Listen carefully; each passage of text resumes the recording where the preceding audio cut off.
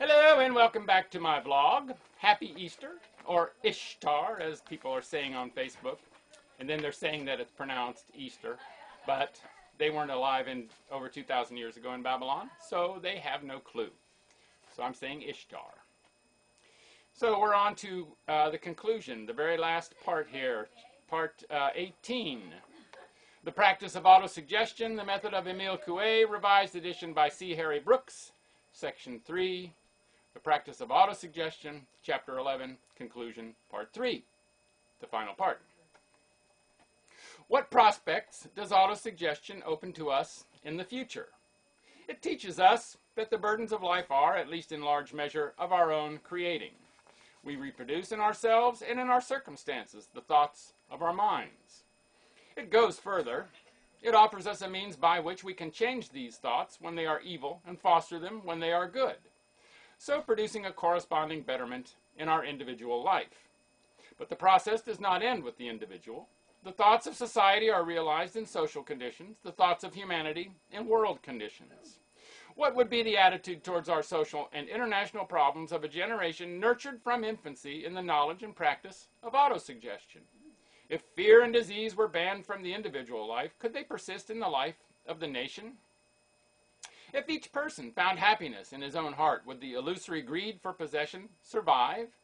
The acceptance of autosuggestion entails a change of attitude, a revaluation of life. If we stand with our faces westward, we see nothing but the clouds and darkness, yet by a simple turn of the head, we bring the wide panorama of the sunrise into view. That Coue's discoveries may profoundly affect our educational methods is beyond question. Hitherto, we have been dealing directly only with the conscious mind, feeding it with information, grafting onto it useful accomplishments. What has been done for the development of character has been incidental and secondary. This was inevitable so long as the unconscious remained undiscovered.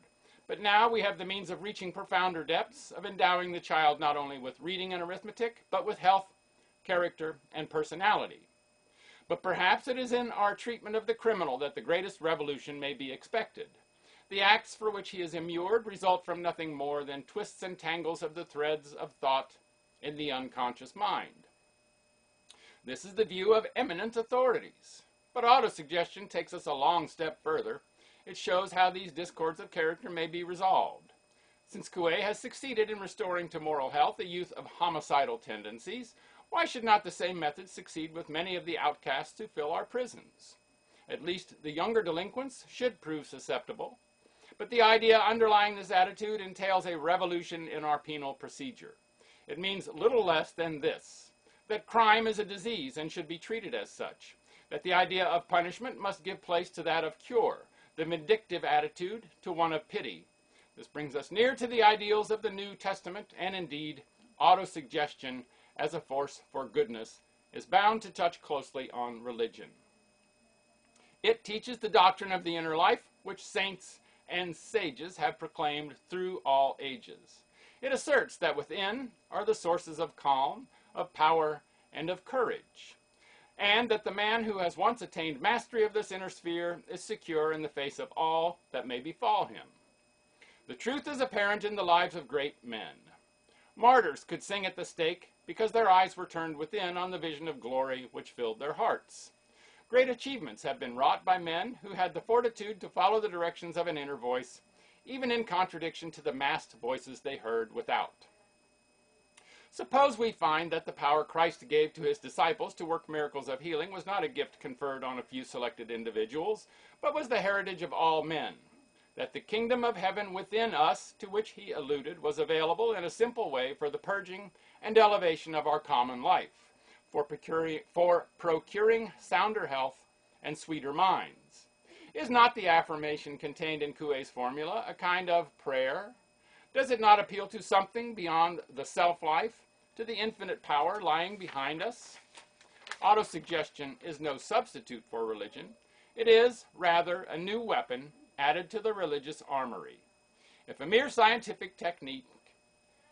as a mere scientific technique it can yield such results, what might it not do as the expression of those high yearnings for perfection which a religion incorporates? And that's the end of part 18. And I think that was actually a fitting little bit of reading for Easter Sunday. Ishtar. What will I be talking about or reading tomorrow? I don't even know. Tune in and find out.